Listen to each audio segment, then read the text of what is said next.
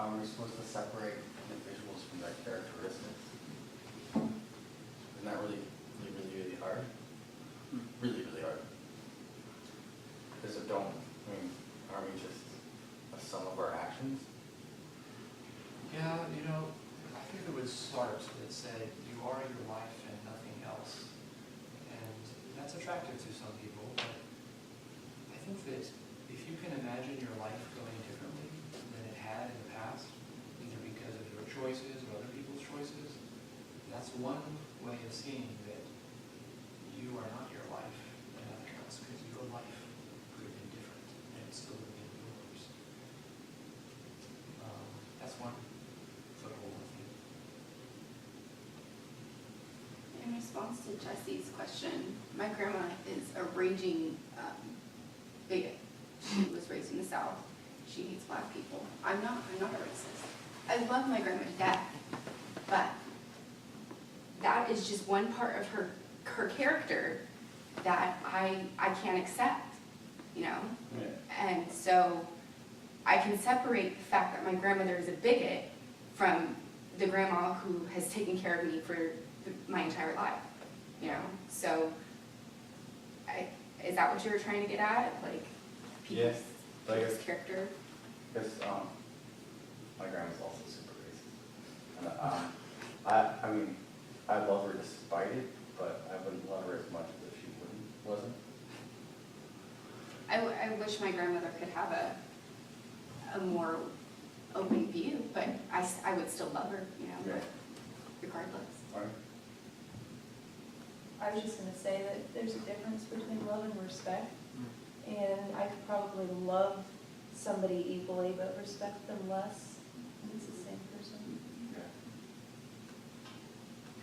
Going back to the truth, if you're a moral relativist, there's other, so you say, morality is relative to different cultures. My culture says this, right? And that's right because my culture says so.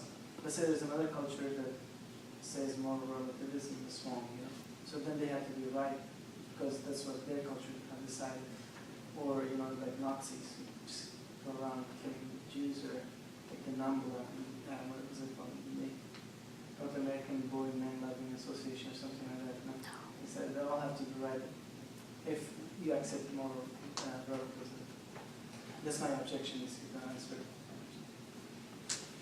Yeah, let me say that I think that relativism about truth in general is the big umbrella that often causes problems for particular kinds of relativism. So, if you think that all truth is relative to a given culture, there's a sort of paradox waiting for you there. What do you do if a given culture says that truth is not relative? If that culture is correct on its own rights, then the worry is, what does that do to the general kind of thesis that all truth is relative? Now, again, moral relativism is just one kind of relativism. So, you could have a culture that was nihilistic about morality, right? They don't think that there are any moral duties, moral virtues, that it's all just kind of make-believe or whatnot, and yet they're perfectly rabid realists when it comes to mathematics or the physical sciences or something else. And they think that there are such things as truth in mathematics, and physical science, and history.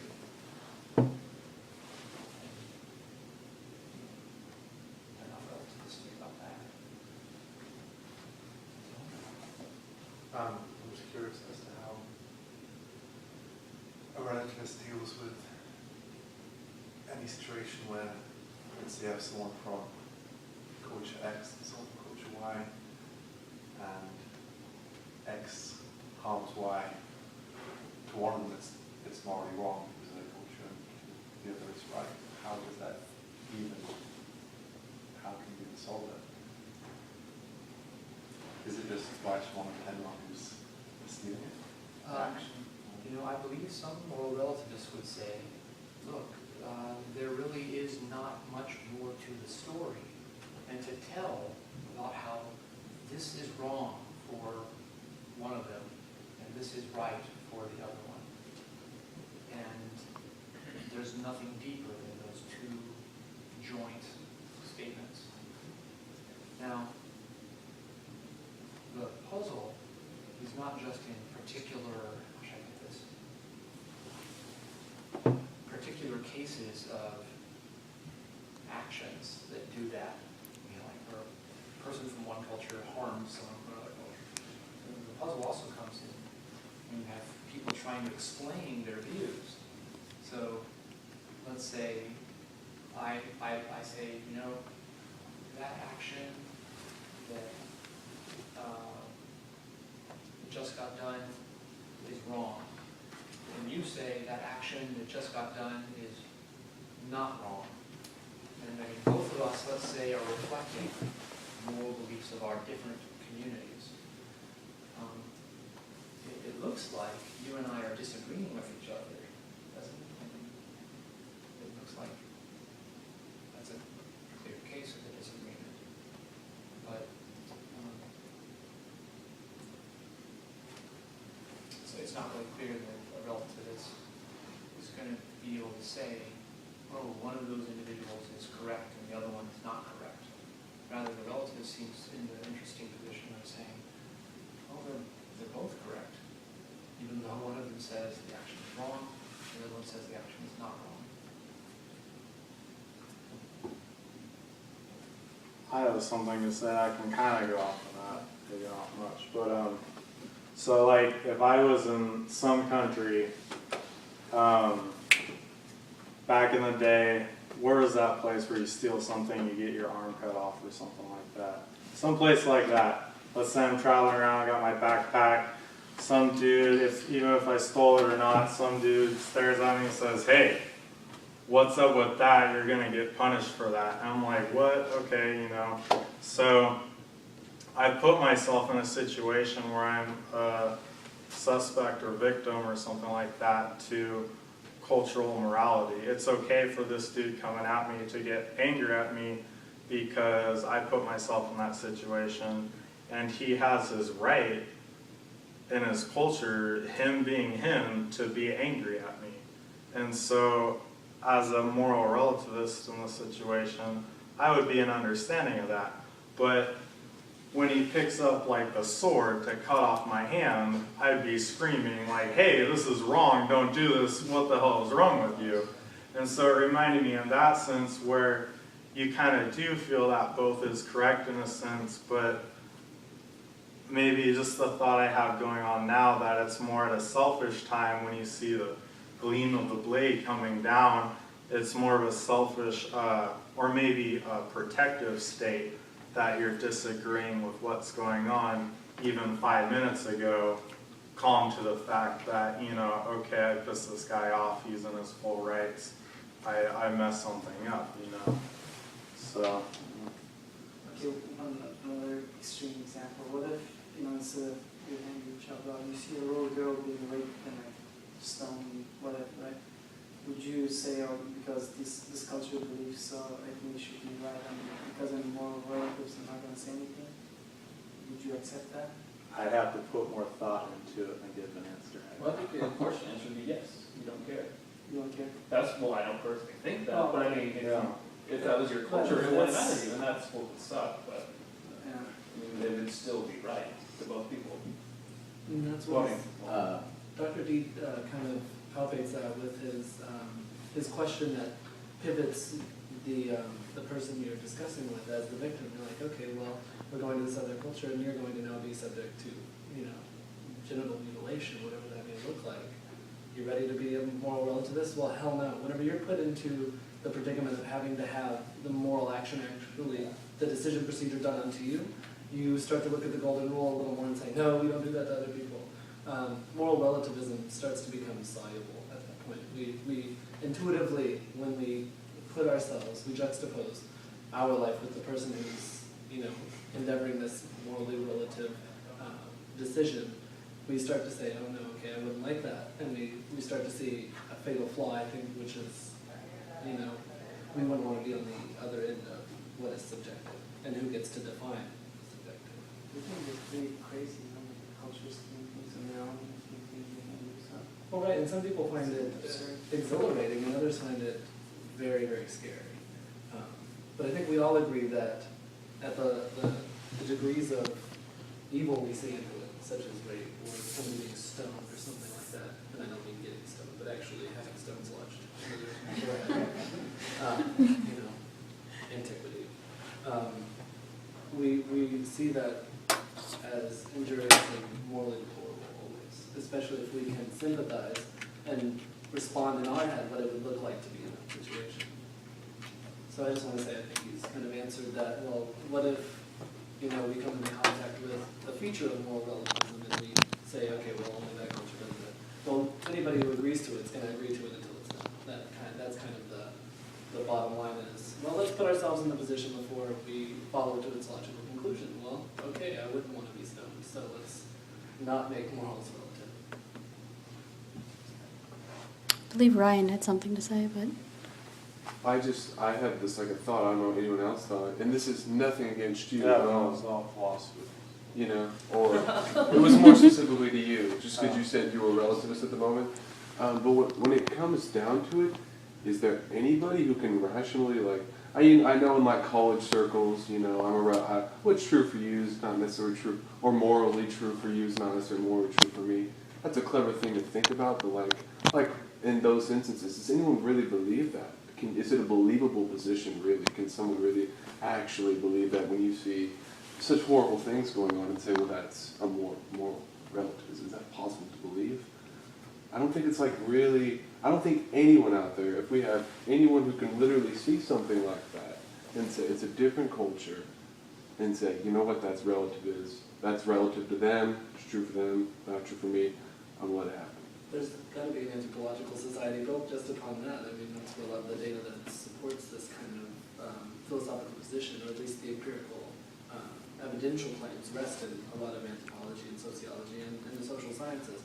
So that's where the claim is being made state. We're giving the philosophical consideration that even if that does show, it's not coherent to morality, or it doesn't give us a decision procedure that we find favorable as a whole, or find it conventional to the propagation of society and the well-being of the individuals in the society at large.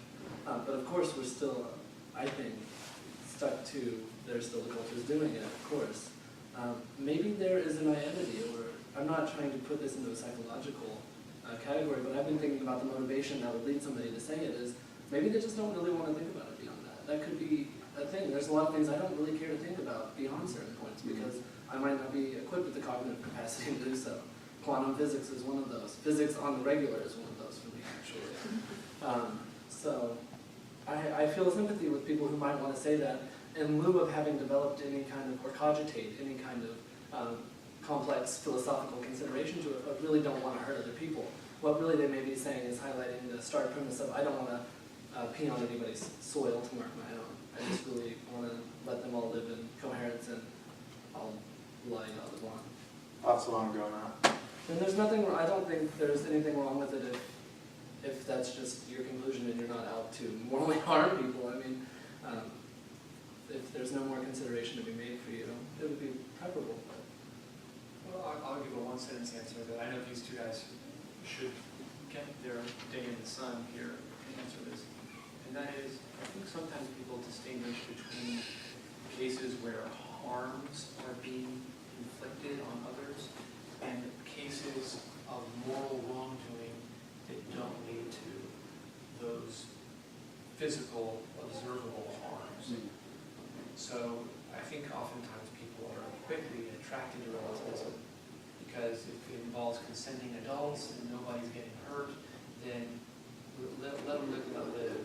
But then when it comes to the areas of morality involving like people harming each other, they become quickly more to go all in for relativism. Your example of a child getting stoned, okay, so as a moral relativist,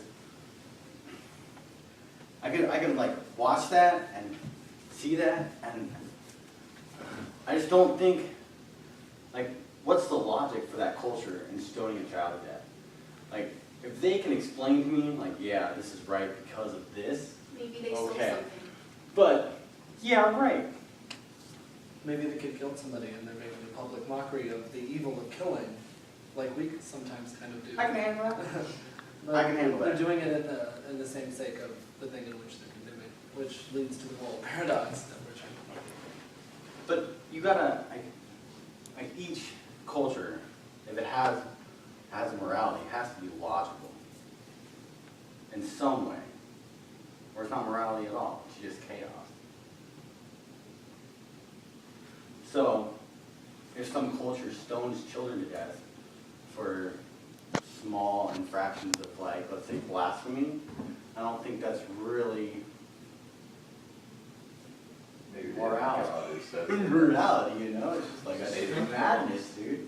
maybe their logic is they have a God who told them if kid is guilty of blasphemy, stone them. Then I can deal with it. Like if it's really like, if they're gnarly hardcore, like yeah, I can deal with that.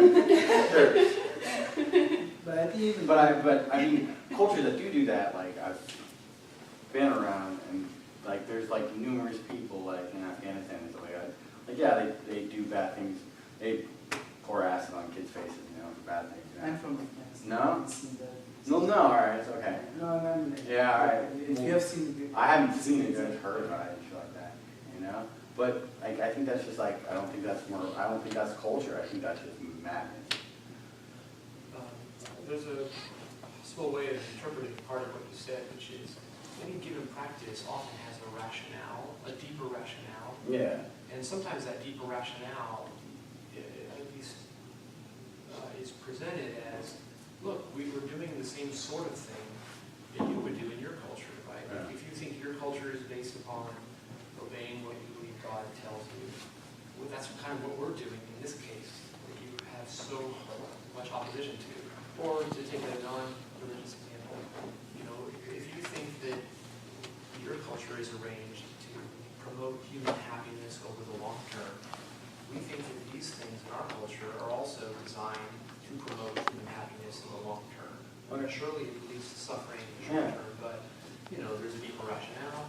And so in some ways, that's kind of like, if that's the line, the culture really only has a surface disagreement with us. Namely, the surface disagreement is, well, what does God really say? Or the surface disagreement is, what practices really do promote human happiness over the long term? Whereas the deeper underlying kind of rationale might be the same in the two cultures. Okay. That was wordier than it needed to be, but I need to cut it short. They're going to be running in and telling us that we're over our time soon. So if anybody has one last thing, there was one person before we do it. Oh. I just wanted to alert everybody that. Well, just after the whole discussion, I kind of realized that I am more relativist, and I was finding trouble with finding an objective morality, because there's nothing that can transcend timeless and that transcends all species and everyone in the universe that was true. That should be followed because it's objectively moral for everything in the universe. And if anybody could come up with something, I think that would be